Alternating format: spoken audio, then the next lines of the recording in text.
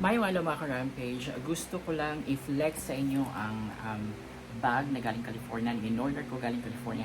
Actually, first time kong mag-try na mag-layaway kasi hilig ko talagang umorder ng mga bags or mga kahit pa paano branded na bags sa Canada or California. In fact, meron akong personal shopper sa Canada, isang Pinay na doon na nanirahan sa Canada. So siya yung personal shopper, siya yung uh, uh, pinapabili ko ng mga bagay na gusto kong ipabili sa Canada, like yung mga kahit pa paano branded na bags like Coach, Kate Spade, Lululemon, yung mga ganon. Pero before, may nabilhan din ako sa California ng Kate Spade na bag na sinabi ko sa isa kong vlog before na hindi na ako bibili ulit dahil parang masyado siyang maraming viewers, masyado siyang maraming customers na hindi na niya nasikasong maigi at saka parang hindi siya masyadong maganda magsalita. Yung mga choice of words niya hindi magaganda. So, parang hindi na ako bibili uli sa kanya. So, meron din akong nakitang isang Pinay din na marami-rami din siyang followers, marami-rami din siyang customers kasi araw-araw talaga siyang nagla-live selling doon sa California. Like, pumupunta siya sa mga stores like Marc Jacobs, Coach, Lacoste, mga ganon, DKNY, mga ganon. So, nag-o-offer siya ng layaway. So, eto, nag-try ako. First time kong mag-layaway, mag-try ng layaway ng isang bag. And, syempre, hindi siya muna mamahalin. Hindi siya, yung parang maliit lang na bagay lang. Kumbaga, parang, I think, ang presyo nito wala pang 5,000. Tapos, nilayaway ko pa. Kasi yung offer niya is 3 months to pay. So, that's 6 payments kasi per quincena. So, twice kang magbayad sa isang buwan. So, 3 months, 6 payments. And I think it's just 800 something per 15 days per 15 days. So, yun lang binabayaran ko. 4,500 or 4,900, something like that. And this is Lacoste tote bag na hindi ko rin siya masyadong pakiramdam ko, hindi ko siya masyadong magagamit. Pero binili ko lang siya kasi iniisip kong baka lalagyan ko lang ng yung mga shopping bags baka pag mamimili, go-grocery sa or magmamalling, basta bibili ng kahit kasi ugali ko magdala ng mga shopping bags eh. Ayan, so this is, and by the way, naka-base siya sa California. May warehouse siya sa California, pero may warehouse din siya sa Pampanga. So, yung mga items na bibilhin natin sa kanya sa California, ipapadala niya sa Pampanga. Tapos sa Pampanga, or yung mga tao niya sa Pampanga, yun na yung nag-ship dito sa within the Philippines, no? So this is from hindi to galing sa sa LBC California. This is from LBC Pampanga. Tama ba? Yes. Yes, Mexico, Pampanga ang nakalagay dito. Pero siya, nasa California siya.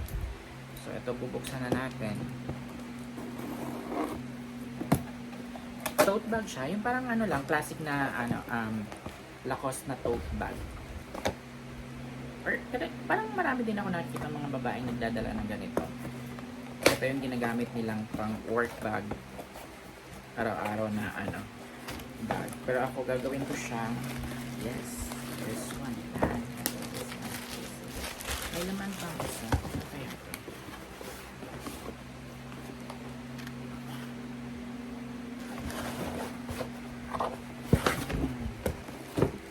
Thank you. We appreciate your trust. Blah, blah, blah, blah. Ayan, hindi ganun siya. Ano to? Nagpadala siya ng DKNY na shopping bag. Well, thank you. Ayan.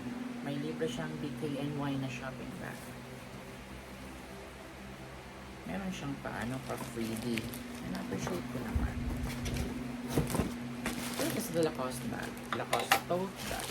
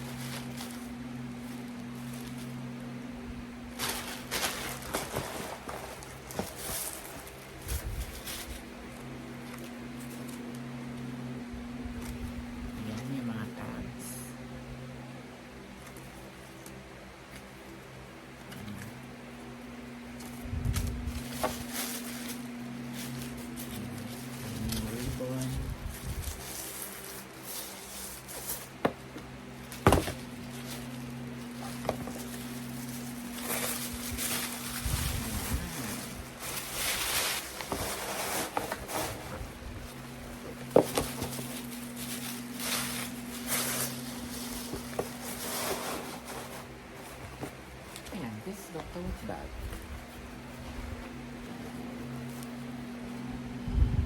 Malaki siya. Lagayan ko kasi siya ng shopping bags. Yung mga shopping bags na ano, pang supermarket. Yan, cash.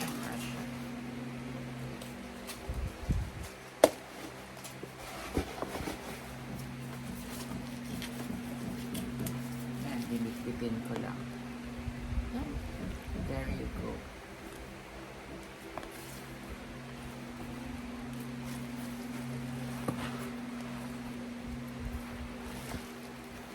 Beige at ang color na ito.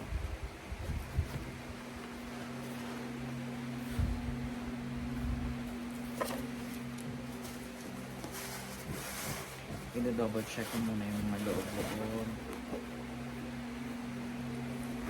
Ayan, mga ganyan siya.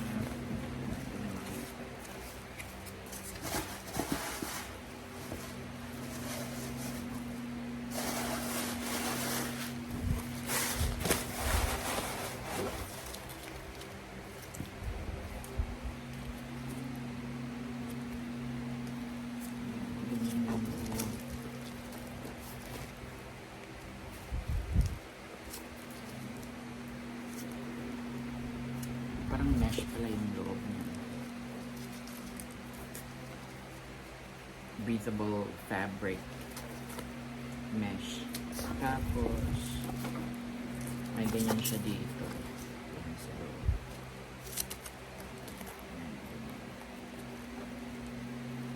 So yan. Ito yung first time kong mag-lay away ng bag na napakamura lang. Parang ano lang siya.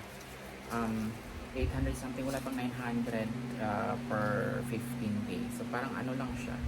Parang bibili ka lang ng power sa games mo, parang ganun. So, parang wala lang, pero nagkakabag ka na after 3 months. Kasi takot talaga akong umutang, takot akong yung parang ganyang isipin ko magbabayad ako, yung parang may obligasyon ako magbayad.